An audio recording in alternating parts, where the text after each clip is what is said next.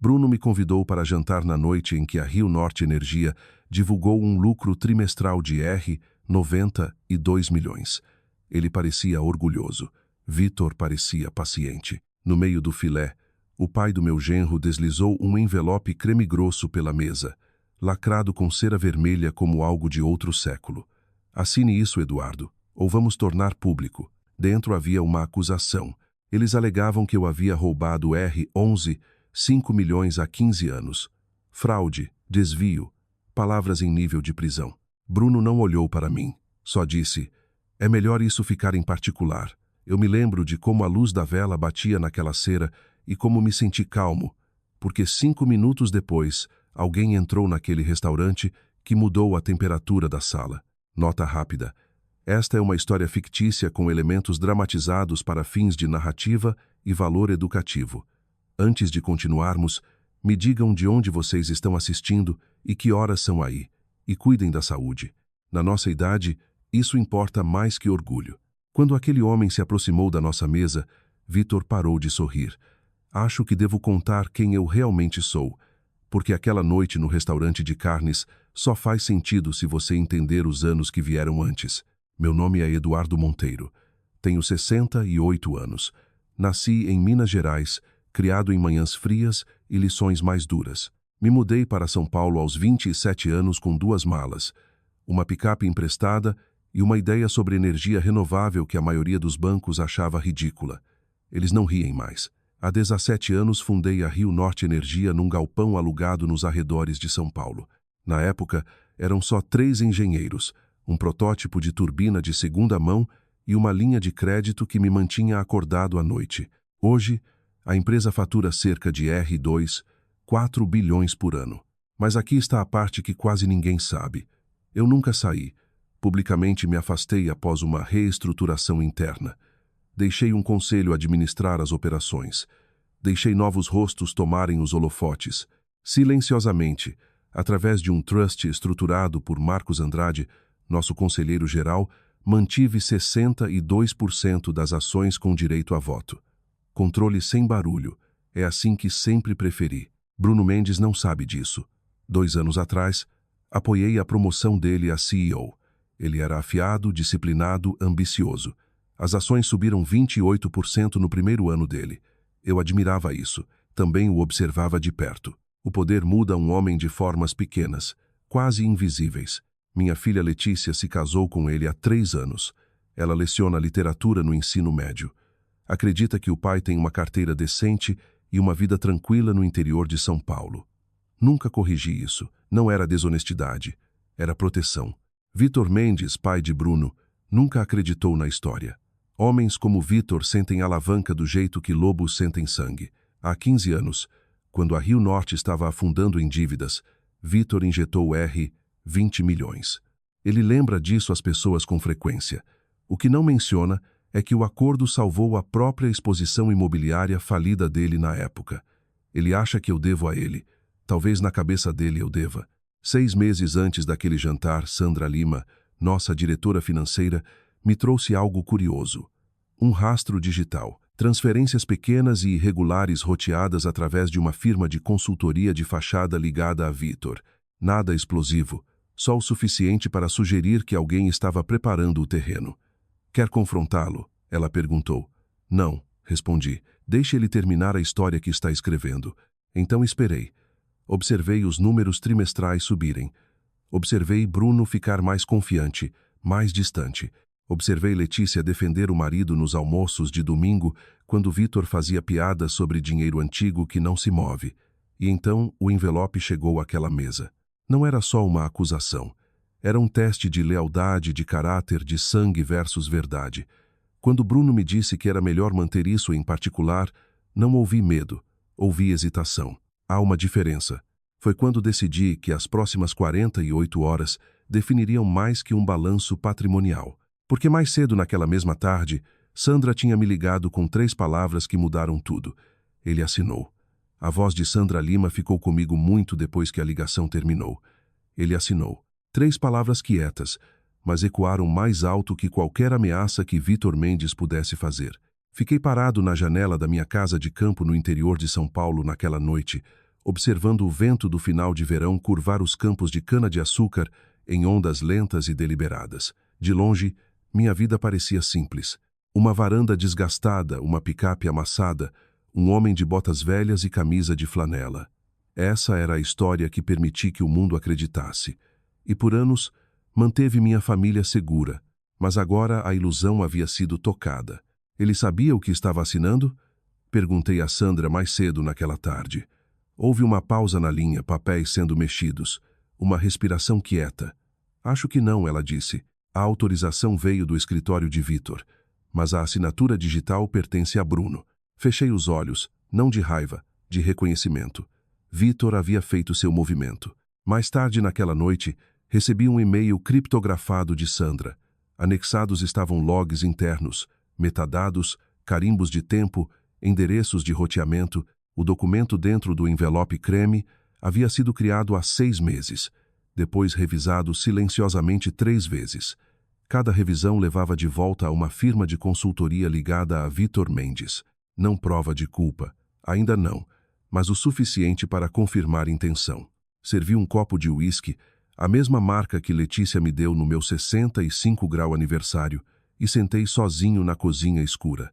O gelo derretia devagar, clicando contra o cristal. Memória tem um som quando você escuta com atenção. Letícia costumava sentar nessa mesa corrigindo redações, a testa franzida em concentração. Pai, ela disse uma vez, você sempre parece estar pensando 3 passos à frente. Sorri com a memória. Alguns hábitos nunca nos deixam. Na manhã seguinte, Sandra ligou novamente. O conselho marcou uma revisão de emergência, disse ela. Em 48 horas. Vitor está pressionando por uma investigação formal. E Bruno? Perguntei baixinho. Ele não falou publicamente. Mas está sob pressão. Claro que estava. Um CEO responde ao conselho. Um filho responde ao pai. Poucos homens sobrevivem à colisão dessas duas lealdades. Deixe prosseguir, eu disse. Não interfira. Sandra hesitou. Tem certeza, Sr. Monteiro? Sim, respondi calmamente. Se Vitor quer um palco, vamos dar um a ele. Naquela tarde, dirigi até São Paulo. Não para interferir, ainda não, mas para observar. A sede da Rio Norte se erguia na beira do rio como aço polido, sua fachada de vidro refletindo um céu carregado de nuvens. Entrei pela entrada lateral sem ser notado, como havia feito muitas vezes antes. Do mezanino, observei o andar executivo abaixo.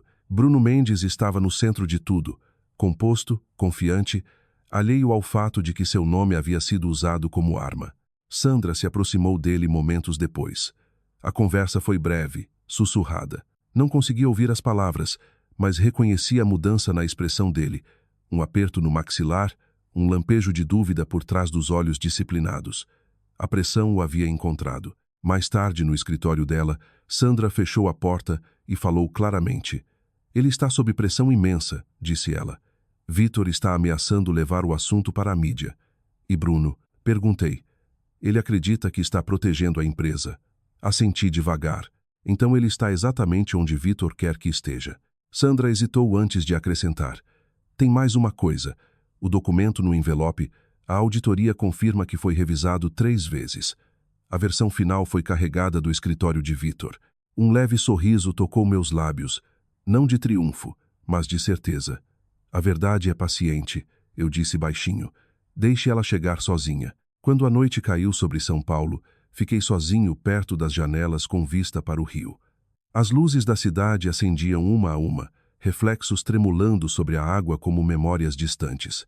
Por um momento, permiti-me pensar em Letícia, no riso dela, no orgulho quieto na voz quando falava de Bruno.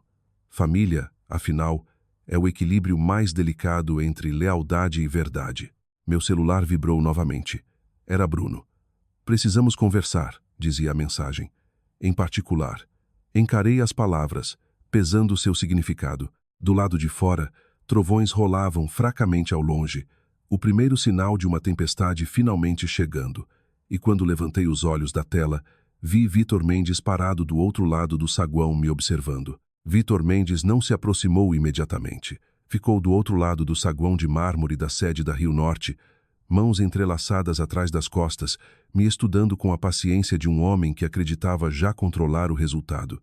O piso polido refletia as luzes do teto como água parada. E por um momento, nenhum de nós se moveu. Depois ele sorriu. Eduardo Monteiro, disse ele, voz suave e medida, estava me perguntando quando você sairia das sombras. Retribuí o sorriso educadamente. E eu estava me perguntando quando você começaria a dizer a verdade. Os olhos dele se estreitaram levemente. Não raiva, cálculo. Apertamos as mãos. O aperto dele era firme, deliberado. Um aperto de homem de negócios, destinado a estabelecer domínio, sem parecer hostil. Vamos conversar? Perguntou Vítor, gesticulando para um canto quieto do saguão. Assenti. Claro. Sentamos um de frente para o outro sob uma fileira de janelas altas com vista para o rio. Do lado de fora, a chuva começou a cair em linhas prateadas finas, riscando o horizonte e suavizando as bordas da cidade. Vítor falou primeiro. Você sempre foi um homem cauteloso, disse ele, mas até homens cautelosos cometem erros. Há 15 anos, a Rio Norte estava afundando. Injetei 20 milhões quando ninguém mais faria. Eu lembro, respondi calmamente. Você foi bem compensado. Ele se recostou levemente. Compensado, sim, mas não recompensado. Eu salvei sua empresa, Eduardo. Sem mim, a Rio Norte teria falido. Estudei ele em silêncio. E mesmo assim, aqui estamos. O sorriso dele desapareceu. Você sabe por que estou aqui, Vítor continuou. Aquela acusação no envelope não precisa se tornar pública. Assine o acordo, afaste-se, e todo mundo sai intacto. Todo mundo. Perguntei suavemente. Ele hesitou só o suficiente. O futuro de Bruno está em jogo, disse Vítor. Ele é um CEO talentoso. Merece estabilidade, não escândalo. Lá estava. Não ganância, justificativa. Na cabeça dele, isso não era chantagem. Era correção. Um homem recuperando o que acreditava lhe ser devido. Dobrei as mãos calmamente. Você falsificou evidências. A expressão de Vítor endureceu. Cuidado, Eduardo. Acusações podem ser perigosas. Assim como mentiras, respondi. Por um momento, nenhum de nós falou. A chuva intensificou, batendo suavemente contra o vidro. Além das janelas, o rio Tietê fluía escuro e constante, indiferente à ambição humana. Vítor inclinou para a frente, baixando a voz. Você me subestima, disse ele. O conselho vai abrir uma investigação em 48 horas. A mídia vai seguir. Bruno será forçado a agir, e ele vai escolher a empresa em vez de você. As palavras dele eram precisas, calculadas. Ele acreditava nelas. Observei ele com cuidado. E se ele escolher integridade em vez disso? Os lábios de Vítor se curvaram num sorriso fino. Integridade não protege a posição de um CEO. Resultados protegem. Naquele momento, meu celular vibrou no bolso. Uma mensagem de Sandra Lima apareceu na tela. Confirmação forense recebida. Autorização rastreada para o escritório de Vítor. Guardei o celular sem responder. Você sempre foi um homem paciente, Eduardo. Vítor continuou. Mas paciência pode se tornar fraqueza. Não, eu disse baixinho. Paciência se torna certeza. Ele se levantou devagar. Então vamos ver de quem a certeza sobrevive. Quando se virou para sair, outra voz quebrou a tensão. Pai. Nós dois olhamos para cima. Bruno Mendes estava a poucos passos de distância, expressão apertada de confusão e preocupação. Ele olhou entre nós, entre o pai e o homem que acreditava ser apenas um acionista quieto. A compostura de Vítor voltou instantaneamente. Bruno, disse ele suavemente, estávamos só discutindo negócios. O olhar de Bruno se voltou para mim. Eduardo, preciso falar com você em particular. Havia urgência na voz dele. Não hostilidade, ainda não. Só o peso de um homem parado entre lealdade e dúvida. Levantei-me devagar. Claro, eu disse. Vítor nos observou com olhos indecifráveis, enquanto Bruno me levava para uma sala de conferência privada com vista para o rio. A porta se fechou atrás de nós com um clique suave e deliberado. Bruno se virou para mim, voz baixa e tensa. Me diga a verdade, disse ele.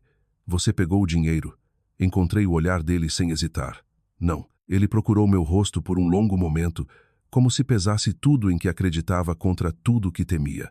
Depois soltou o ar devagar.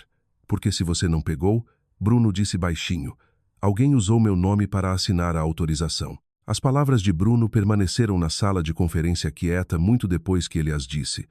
Alguém usou meu nome para assinar a autorização. A chuva traçava linhas lentas e irregulares no vidro atrás dele. O horizonte de São Paulo tremulava em silêncio cinza, como se a cidade estivesse prendendo a respiração. Observei Bruno com cuidado, não como homem de negócios, mas como um pai observando o homem que sua filha havia escolhido. Você acredita que eu peguei o dinheiro? Perguntei. Ele hesitou, só um momento longo o suficiente para revelar o peso da dúvida. Não sei no que acreditar, Bruno admitiu. O conselho está exigindo respostas. Meu pai insiste que as evidências são reais. E agora essa assinatura, assenti devagar. Então vamos olhar para a verdade. Ele colocou uma pasta na mesa entre nós. Dentro havia cópias impressas das autorizações, resumos financeiros e comunicações internas. No final da página final, sua assinatura digital aparecia. Precisa, oficial, inegável. Bruno soltou o ar com força. Eu nunca assinei isso. Eu sei, eu disse baixinho. Ele olhou para cima. Você parece certo. Eu estou. Antes que pudesse responder, meu celular vibrou suavemente. Uma mensagem de Sandra Lima apareceu na tela. Metadados confirmados. Arquivo originado do escritório de Vitor. Carimbo de tempo verificado. Deslizei o celular para Bruno. Ele leu a mensagem 2 vezes, o maxilar se apertando a cada linha. A confiança na postura dele vacilou, substituída por algo muito mais humano. Descrença. Isso não pode estar certo, murmurou ele. Meu pai não faria. Eu sei, Sandra respondeu. E ele autorizou um empréstimo de 60 milhões sob sua assinatura para financiar a operação. A sala ficou em silêncio. Bruno empurrou a cadeira para trás, a descrença dando lugar a algo mais profundo. Traição. Ele disse que estava me protegendo, murmurou ele. Coloquei a mão no ombro dele. Proteção construída sobre engano não é proteção, Bruno. É controle. Ele olhou para mim novamente, dessa vez com clareza. O que fazemos agora? Sandra respondeu antes que eu pudesse falar. A reunião do conselho é em 48 horas. Vitor pretende apresentar a acusação publicamente. O olhar de Bruno endureceu. Então ele está forçando minha mão. Encontrei os olhos dele. Não, ele está revelando a dele. E do lado de fora, um raio iluminou o horizonte, iluminando o rio num breve brilho prateado. Naquele instante, a verdade estava entre nós, inegável e irreversível. Bruno pegou o tablet mais uma vez, a voz firme, resoluta. Se isso é real, então preciso de cada peça de evidência. Sandra assentiu. Você terá. Ele se virou para mim, a hesitação desaparecida da expressão. E Eduardo, disse Bruno baixinho, quando o conselho se reunir, quero você lá. Segurei o olhar dele, reconhecendo a mudança dentro dele. O momento em que um homem escolhe integridade em vez de herança. Muito bem, respondi. Enquanto Sandra reunia os documentos, outra notificação apareceu no tablet dela. Ela olhou para a tela, a expressão se apertando levemente. Tem mais um desenvolvimento, disse ela. Vitor já entrou em contato com a mídia. A história vai estourar amanhã de manhã. A respiração de Bruno ficou presa, e naquele momento, a tempestade que havíamos antecipado finalmente começou a cair. A notícia estourou ao amanhecer. Quando o sol nasceu sobre São Paulo, o nome da Rio Norte Energia já estava trending nas redes financeiras. Uma manchete discreta primeiro, depois uma mais afiada. Alegações de fraude histórica surgem na Rio Norte Energia. Li o relatório do meu quarto de hotel, a cidade ainda envolta num silêncio cinza matinal. O artigo mencionava uma fonte anônima, um registro financeiro contestado e uma investigação pendente do conselho, ainda sem nomes, mas as implicações eram claras. Vitor Mendes havia feito seu movimento. Servi uma xícara de café preto e fiquei parado na janela, observando o trânsito se formar abaixo como correntes lentas. Na minha idade, tempestades não me assustavam mais. Elas simplesmente confirmavam o que a paciência já havia revelado. Meu celular vibrou. Era Letícia. Pai. A voz dela estava apertada, frágil de um jeito que eu não ouvia desde que ela era criança. Acabei de ver a notícia. Bruno diz que é um mal-entendido, mas Vitor está furioso. Ele acredita que você está tentando destruí-lo. Fechei os olhos brevemente. Não estou destruindo ninguém, Letícia. A verdade está fazendo isso sozinha. Houve uma pausa na linha. Devo ter medo? Não, eu disse gentilmente, mas deve estar preparada. Ela soltou o ar devagar. Bruno quer se encontrar hoje à noite. Ele diz que tudo será explicado na reunião do conselho. Estarei lá, garanti. Depois que terminamos a ligação, sentei em silêncio, deixando o silêncio se acomodar. O copo de uísque da noite anterior permanecia intocado na mesa. Um lembrete de que clareza, não conforto, guiaria as horas à frente. Mais tarde naquela manhã, Sandra Lima se juntou a mim numa suíte de conferência privada com vista para o rio. O tablet dela exibia dados de mercado ao vivo. As ações da Rio Norte caíram 7% na abertura, disse ela. Mas a confiança dos investidores permanece estável. A reunião do conselho está marcada para as 9 da manhã. E Vitor? Perguntei. Ele está escalando, Sandra respondeu. Ele arranjou para 2 jornalistas participarem da reunião. Pretende forçar uma narrativa pública. Assenti devagar. Então ele acredita que a exposição garantirá sua vitória. Sandra hesitou. Tem mais. A auditoria forense descobriu uma transação adicional. Uma transferência roteada através da mesma firma de fachada usada para fabricar a acusação. Ela antecede os documentos falsificados em quase 1 ano. Valor? Perguntei. 60 milhões, disse ela. Autorizada sob a assinatura digital de Bruno Mendes. A sala ficou em silêncio.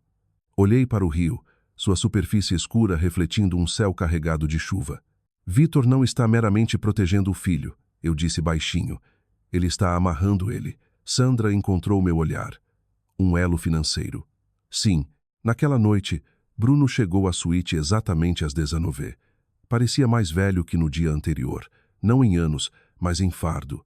A confiança de um CEO permanecia, mas por baixo havia dúvida. Obrigado por vir, disse ele. Voz medida. Sandra se retirou, nos deixando sozinhos. Bruno colocou um envelope lacrado na mesa. Não creme. Não lacrado com cera, branco corporativo simples. Revisei a auditoria, disse ele.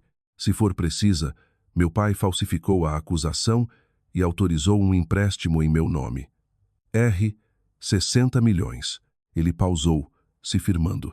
Ele alega que era necessário para garantir a alavanca, para proteger a empresa, para me proteger. E o que você acredita? Perguntei gentilmente.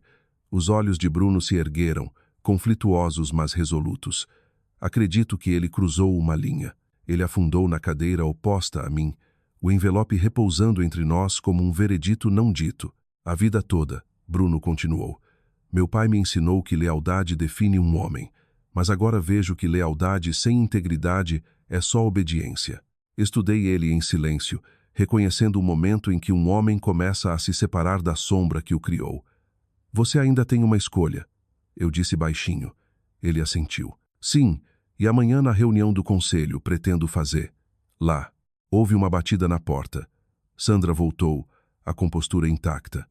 Peço desculpas pela interrupção, mas vocês 2 precisam ver isso. Ela colocou o tablet na mesa e tocou a tela. Uma transmissão ao vivo de um canal de notícias financeiras encheu a tela. A manchete rolava abaixo da voz do âncora. Rio Norte Energia sob investigação. Fonte próxima à família Mendes fala. A expressão de Bruno endureceu. Ele está acelerando a narrativa. Sandra assentiu. Vitor agendou uma coletiva de imprensa imediatamente após a reunião do conselho. Levantei-me devagar, dobrando as mãos atrás das costas. Então ele pretende vencer antes que a verdade seja ouvida. Bruno olhou para mim. Determinação substituindo incerteza. Não se falarmos primeiro. Sandra assentiu. O conselho permitirá uma apresentação final. 10 minutos, não mais. Bruno enfiou a mão na maleta e retirou um pequeno pendrive preto, colocando-o cuidadosamente na mesa.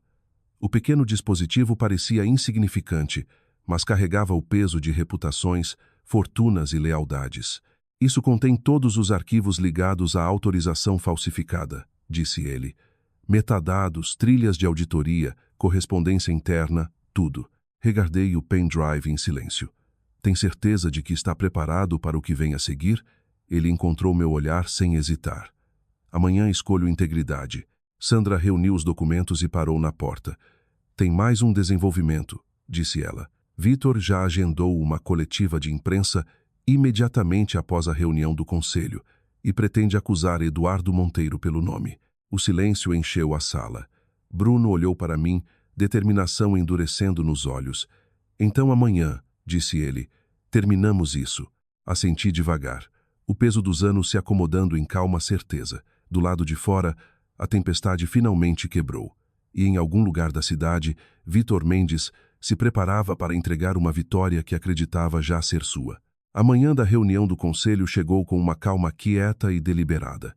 São Paulo vestia um céu cinza pálido, o tipo que suavizava as bordas de aço e vidro e fazia o rio parecer mais escuro do que era. Cheguei à sede da Rio Norte pouco antes das 8h30, vestido como sempre terno simples, gravata discreta, a mesma compostura medida que me carregara por décadas de tempestades. Dentro, a atmosfera estava tudo menos calma. Pessoal de segurança alinhava o saguão. Jornalistas se reuniam atrás de barreiras de veludo. Câmeras posicionadas como testemunhas silenciosas, aguardando um veredito. Telas por todo o prédio exibiam o preço das ações da Rio Norte flutuando, cada dígito subindo e descendo com a tensão da expectativa. Sandra Lima me encontrou perto dos elevadores executivos, expressão composta mas resoluta. A imprensa recebeu acesso limitado, disse ela baixinho.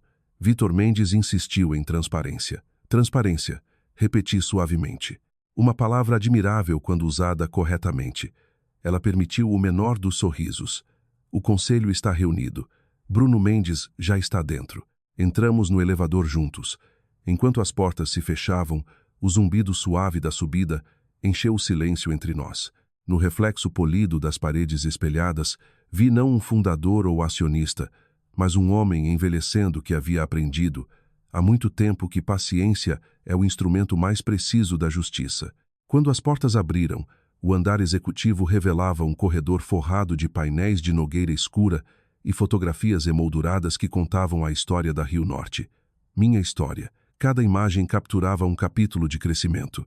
Turbinas se erguendo contra céus abertos, engenheiros parados orgulhosamente ao lado de protótipos. Uma versão mais jovem de mim apertando mãos com investidores que não lembravam mais meu nome. Sandra parou antes das portas da sala do conselho. Está pronto, Sr. Monteiro? Estou pronto há 17 anos, respondi. Dentro, a sala do conselho se estendia ampla e luminosa, suas janelas do chão ao teto com vista para o rio. 12 diretores sentavam ao redor da mesa de carvalho polido, expressões guardadas, atenção fixa no homem parado na cabeceira. Vítor Mendes. Ele falava com autoridade medida, uma apresentação exibida atrás dele, gráficos, linhas do tempo, resumos financeiros, cada detalhe arrumado com precisão meticulosa. E como podem ver, Vítor concluiu, as evidências indicam a apropriação indevida histórica de fundos no valor de aproximadamente R$5 milhões.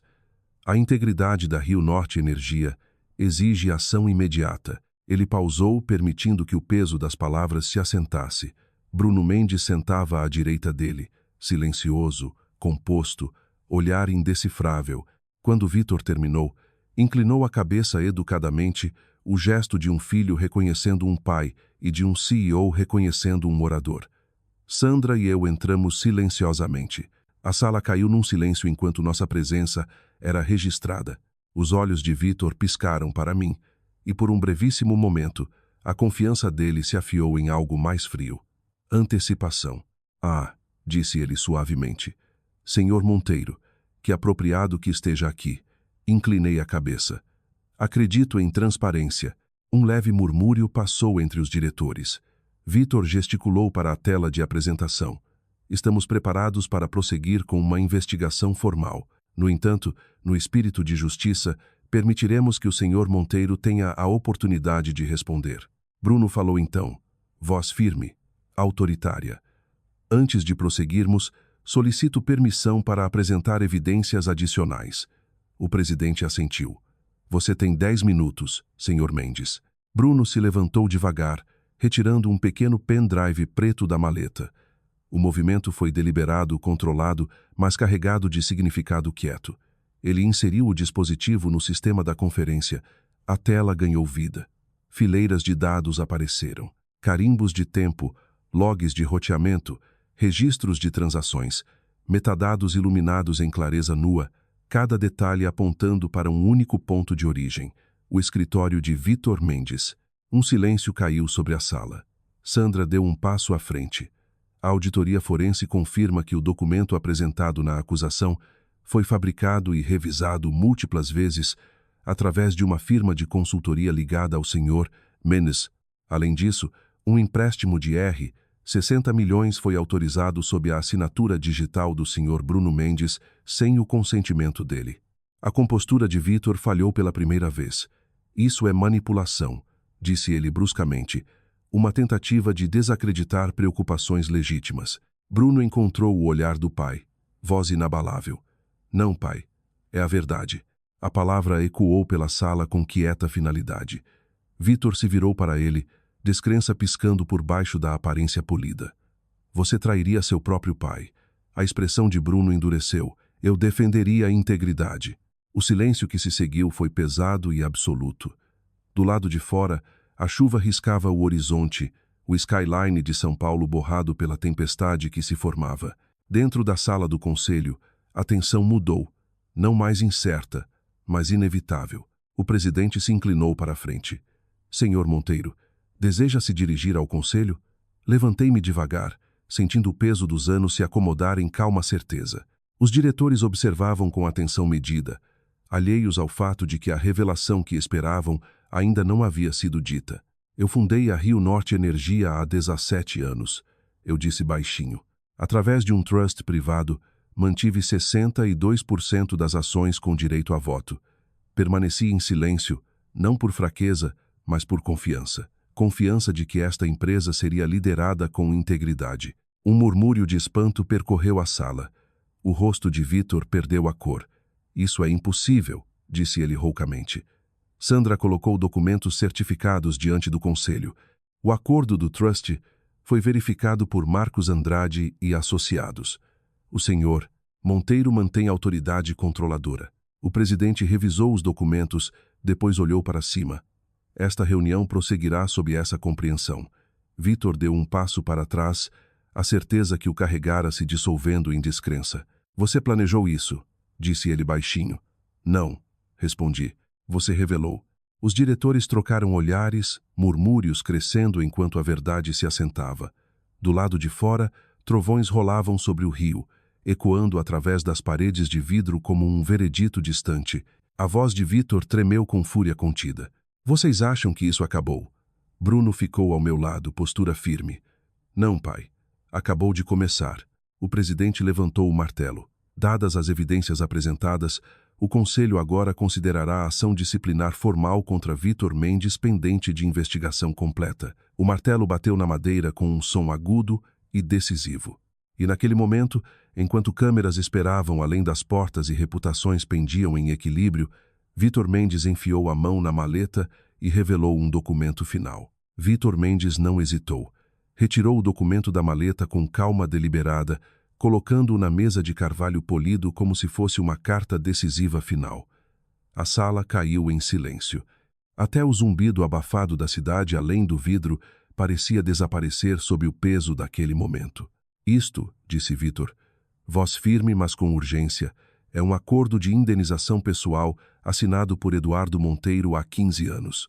Ele me libera de responsabilidade quanto ao meu investimento e confirma minha autoridade para intervir em assuntos que afetam a estabilidade da Rio Norte.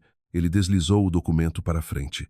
Os membros do conselho se inclinaram, expressões se apertando enquanto examinavam o papel envelhecido. O selo, a assinatura, a tinta desbotada, tudo parecia autêntico. Por um instante fugaz, incerteza percorreu a sala como uma sombra passando sobre água parada.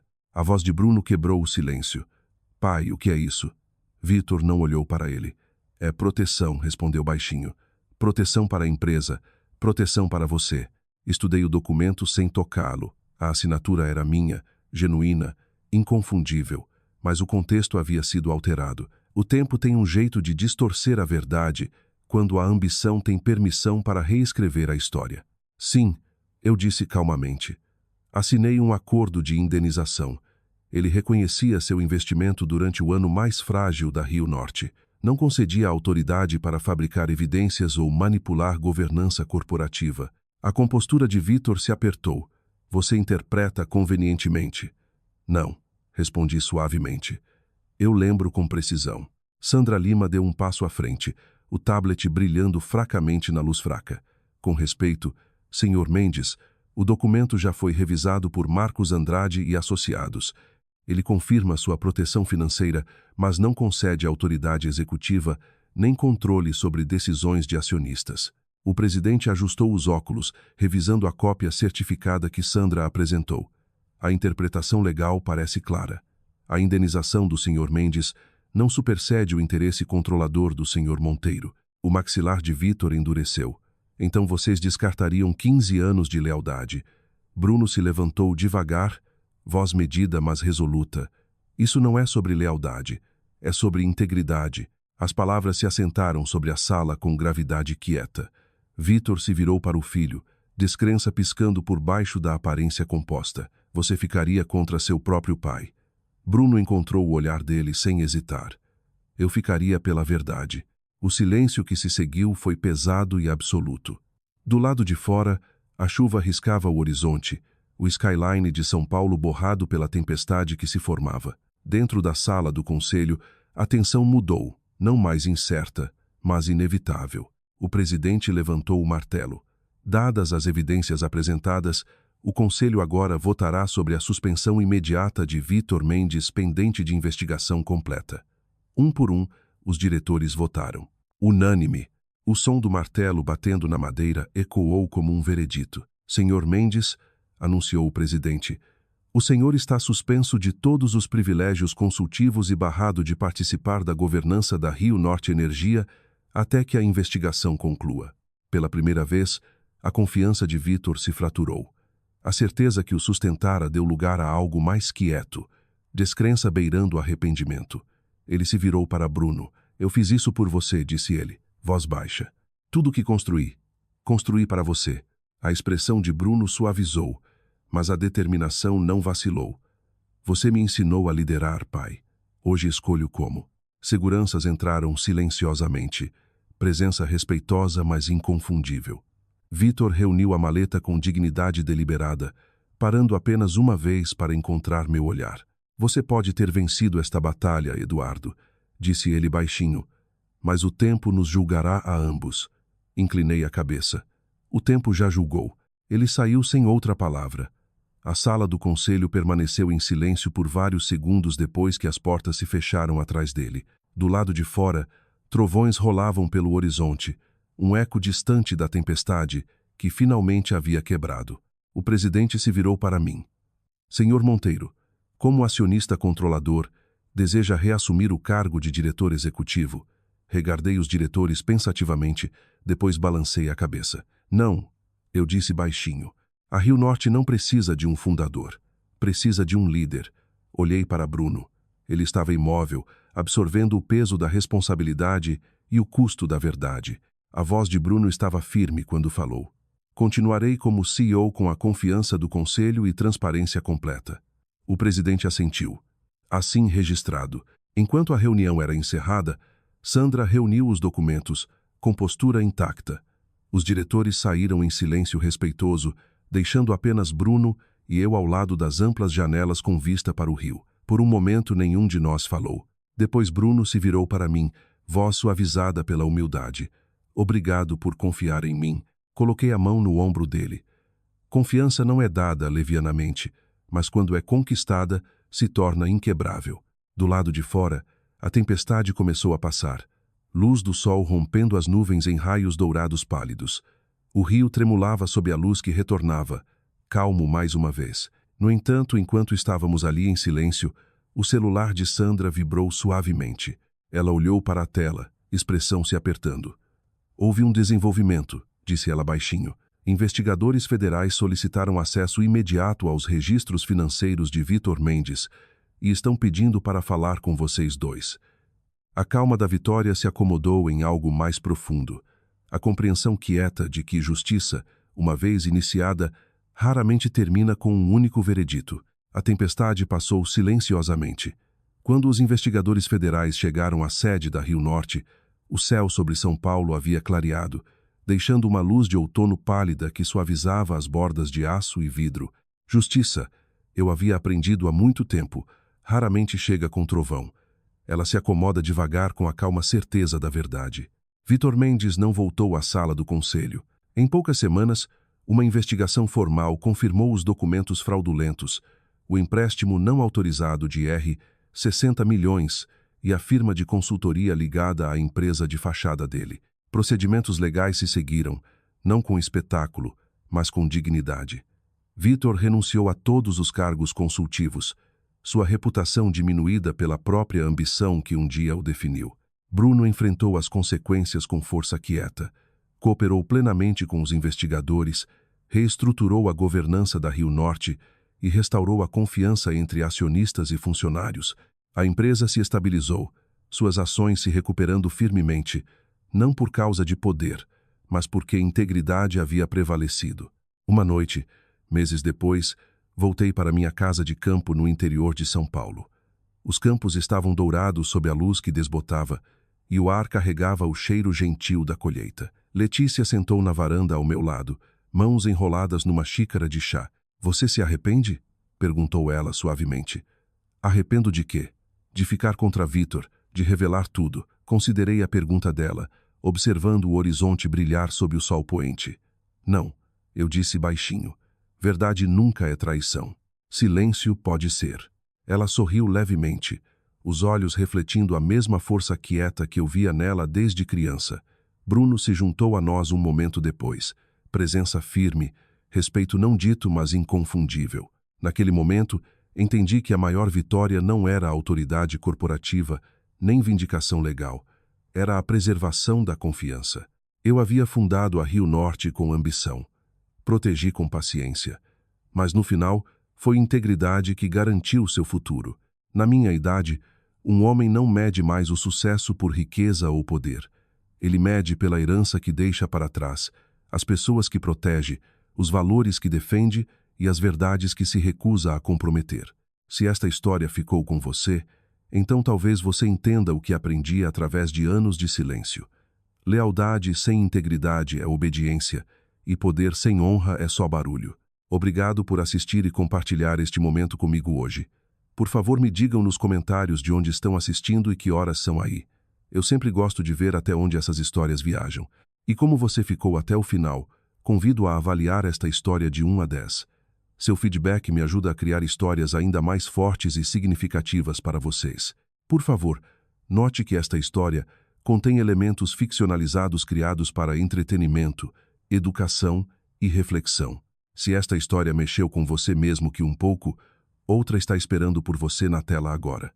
O YouTube acredita que vai gostar. Então reserve um momento e continue a jornada.